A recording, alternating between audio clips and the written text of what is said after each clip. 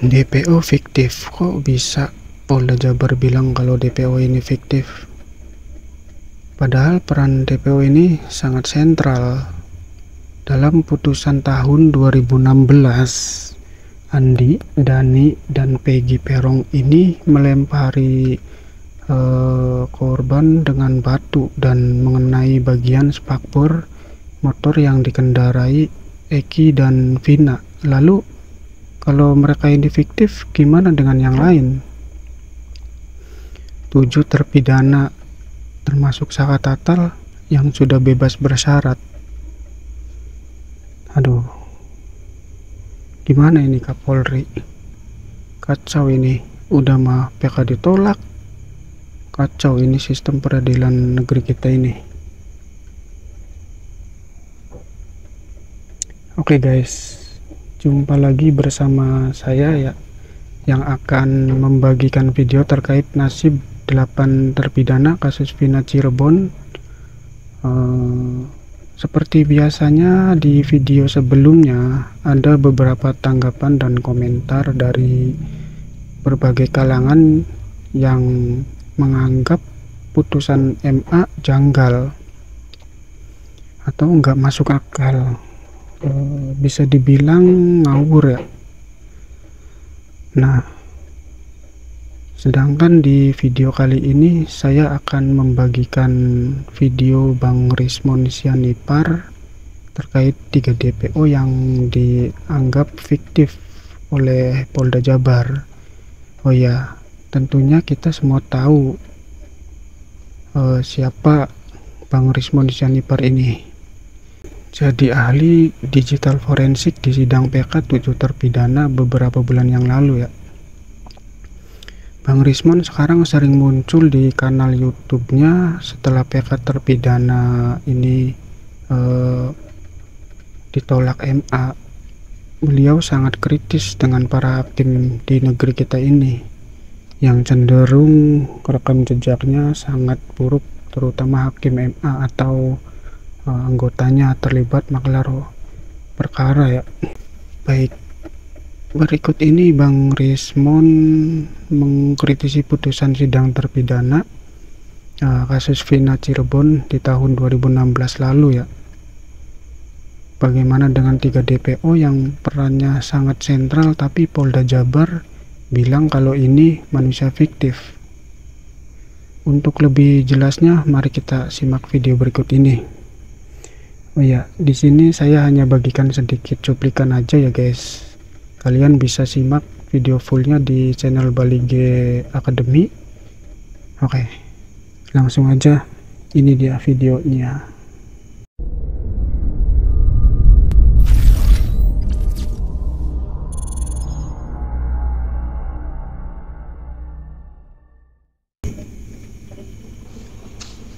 Horas, Bali G Academy datang kembali ke hadapan Anda untuk menyuarakan ketidakadilan yang dirasakan oleh rakyat jelata seperti kita yang tidak punya wewenang, ya, tidak punya jabatan, tidak punya duit, ya.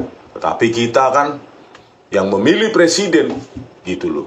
Tanpa ada voter kita ya Prabowo Subianto bukan presiden ya, manusia biasa saja gitu loh. Oleh karena itu ya seharusnya Pak Presiden Prabowo Subianto ya mengidentifikasi lah, mengenali ketidakadilan yang ada dirasakan oleh rakyat jelata yang tidak punya apa-apa ya, baik kekuasaan maupun uang ya, supaya ya minimal dalam bentuk pengawasan, tanya, panggil itu Kapolri Jenderal Listio Sigit Prabowo, apa yang terjadi pada kasus Vina, kenapa scientific evidence ekstraksi SMS tidak digunakan, tidak dipakai sebagai pertimbangan hakim. Kenapa CCTV-nya kok dalam sampai detik ini ya sudah sampai sidang PK, mulai dari sidang awal tahun 2016 kok tidak dibuka, belum dibuka karena tidak ada operatornya. Katanya scientific crime investigation.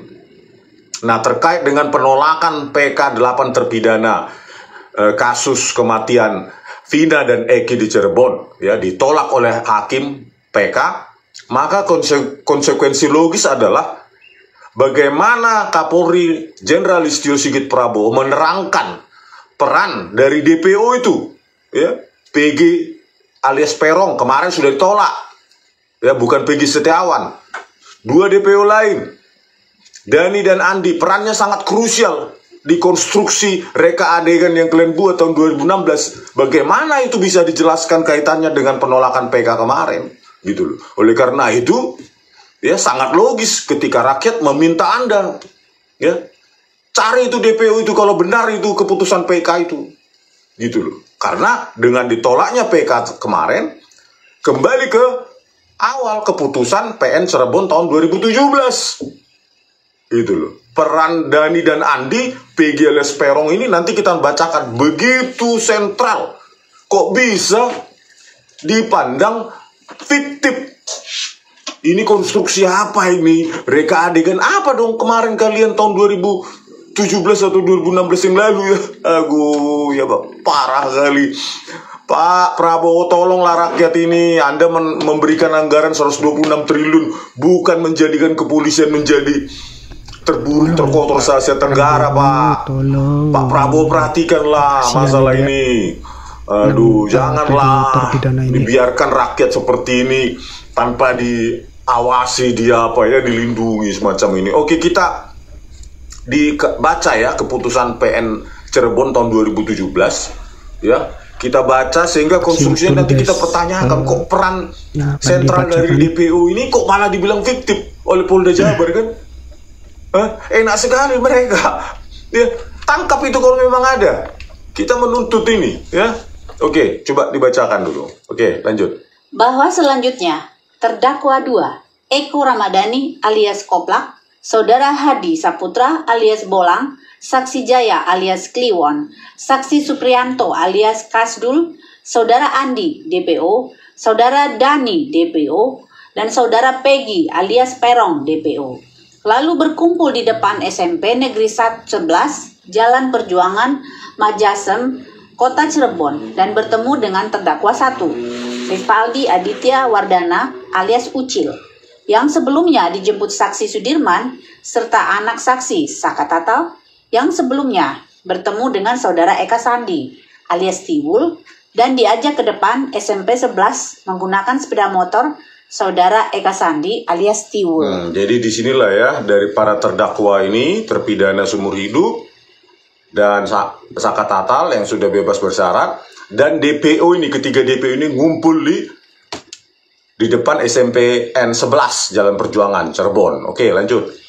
Bahwa kemudian pada saat terdakwa 1 Rivaldi Aditya Wardana alias Ucil dan terdakwa 2 Eko Ramadhani alias Koplak bersama kawan-kawannya tersebut sedang nongkrong, sekira jam 21.15 WIB, anak korban Muhammad Rizky Uridiana yang sedang memboncengkan anak korban Vina memakai jaket bertuliskan XTC dengan sepeda motor Yamaha Xeon warna hijau kuning hendak pulang ke rumahnya ditemani oleh saksi Liga Akbar Cahyana alias Gaga Award yang mengendarai sepeda motor Yamaha Mio warna hitam sehabis main di Taman Kota Cirebon melintas di depan SMP Negeri 11 Jalan Perjuangan dari arah utara menuju ke arah Sumber. Lalu saat itu juga terdakwa 1 Rivaldi Aditya Wardana alias Ucil dan terdakwa 2 Eko Ramadhani alias Koplak, Saksi Hadi Saputra alias Bolang, Saksi Eka Sandi alias Tiwul, Saksi Jaya alias Kliwon, Saksi Suprianto alias Kasdul, Saksi Sudirman, anak saksi Saka Tatal, Saudara Andi DPO, Saudara Dani DPO, dan Saudara Peggy alias Perong DPO melempari anak korban Muhammad Rizky Rudiana dan anak korban Vina dengan menggunakan batu mengenai spakbor sepeda motor yang dikendarai oleh anak korban Muhammad Rizky Rudiana. Namun anak korban Muhammad Rizky Rudiana dan anak korban Vina dapat melarikan diri. Selanjutnya terdakwa. Nah itu ya guys, DPO ini melempari korban dengan batu dan mengenai spakbor motornya ya, tapi berhasil kabur korban ini. Oke, kita lanjut ke menit akhir aja ya guys. 2. Eko Ramadhani alias Koplak membuka celananya lalu memasukkan alat kemaluannya ke dalam lubang kemaluan anak korban Vina. Hingga saksi Eko Ramadhani alias Koplak mengeluarkan air mani di paha kiri anak korban Vina. Lalu, saudara Dani membuka celananya dan memasukkan alat kemaluannya ke dalam lubang kemaluan anak korban Vina. Hingga saudara Dani mengeluarkan air mani di paha anak korban Vina yang selanjutnya disetubuhi oleh terdakwa 1, Rivaldi Aditya Wardana alias Andika. Nah, itu dulu ya. Jadi bayangkan ya, jadi peran sentral dari para DPO fiktif ini apa sekali ya, sentral sekali dan dikata enteng sekali itu Polda Jabar itu mengatakan fiktif. Padahal perannya ini tadi memukul, Andi itu memukul dengan tangan kosong ya ke almarhumah Vina sehingga tidak sadar diri. Juga begitu juga dengan Andi, Peggy alias Perong ya, terus meletakkan ke dalam keadaan terlentang anak korban Vina ini oleh Andi juga DPO. Lalu Andi ini membuka bajunya dan terus juga perannya juga di sini ya, si Dani ini ya DPO juga membuka celananya almarhum Vina dan memasukkan alat kelaminnya ke dalam lubang kemaluan anak korban Vina sehingga saudara Dani atau DPO ini mengeluarkan air mani ke di paha anak korban Vina yang selanjutnya disetubuhi oleh terdakwa ini ya, keputusan terdakwa Rivaldi Aditya. Bayangkan ya, fiktif tetapi sangat detil. Bayangkan karangan ini kan sangat detil ini narasi ini ya, bahwa peran sentral DPO ini, ketiga DPO ini ya, Dani membuka celana, memasukkan kemaluannya dan mengeluarkan air maninya di paha korban Vina. Dan itu dikatakan fiktif. Luar biasa ya. Scientific crime investigation. Kalau benar ada di situ air mani atau sperma, harusnya kan dicek itu sperma siapa saja. Gitu loh. Kalau diperkosa secara bergilir, gitu loh, disetubuhi secara bergilir ini ya. Tadi Dani, sebelumnya juga Eko Ramadhani, juga sebelum Dani, Eko Ramadhani lah yang memerkosanya, mengeluarkan air mani di paha kiri Vina, selanjutnya baru Dani. Ampun, luar biasa ini. Hakimnya baca nggak sih ini, hakim PK-nya ini fiktif ini. Bagaimana konstruksinya kalau ini fiktif? Oke, lanjut. Saudara Hadi Saputra alias Bolang, saksi Sudirman, saksi Supriyanto, saudara Eka Sandi alias Tiwul, dan saksi Jaya alias Kliwon dengan cara yang sama yang dilakukan oleh terdakwa 2, Eko Ramadhani alias Koplak, yang kesemuanya mengeluarkan air mani. Sedangkan saudara Peggy alias Perong DPO hanya mencium dan memegang payudara anak korban Vina. Setelah itu, saudara Andi DPO memukul dengan batu besar mengenai bagian kaki kanan anak korban Vina. Setelah itu, anak korban Muhammad Rizky Rudiana dan anak korban Vina dibawa menuju ke flyover Desa Kepongpongan, Kabupaten Cirebon dengan cara anak korban Muhammad Rizky Rudiana dibawa dengan diapit oleh saudara Dani DPO dan saudara Andi DPO dengan menggunakan sepeda motor milik anak korban Muhammad Rizky Rudiana. Nah, ini bentar. Ya, jadi yang DPO ini, yang fiktif inilah, Andi dan Dani ini, dialah yang membawa almarhum Muhammad Rizky Rudiana alias Eki ini kembali ke Jembatan Talun. Bayangkan. Fiktif. Dani dan Andi ini yang fiktif, dialah yang membawa almarhum Eki dari lahan kosong tersebut di belakang showroom itu ke Jembatan Talun. Kalau ini fiktif, ya, siapakah yang mengantarkan almarhum Eki dari lahan kosong itu ke Jembatan Talun? Coba berpikir dulu para hakim itu ya. Kalau ini fiktif, bagaimana dia pergi sendiri begitu? Padahal tadi sudah dipukul batu, bambu dan lainnya, pakai tangan kosong dan lainnya. Tuh, oke, lanjut. Kemudian, anak korban Vina setelah dipakaikan kembali bajunya yang dalam keadaan tidak berdaya dibawa dengan diapit oleh saudara Peggy alias Perong DPO dan terdakwa 1 Rivaldi Aditya Wardana alias Ucil dengan menggunakan sepeda motor milik saudara Peggy alias Perong DPO, sedangkan terdakwa 2 Eko Ramadhani alias Koplak.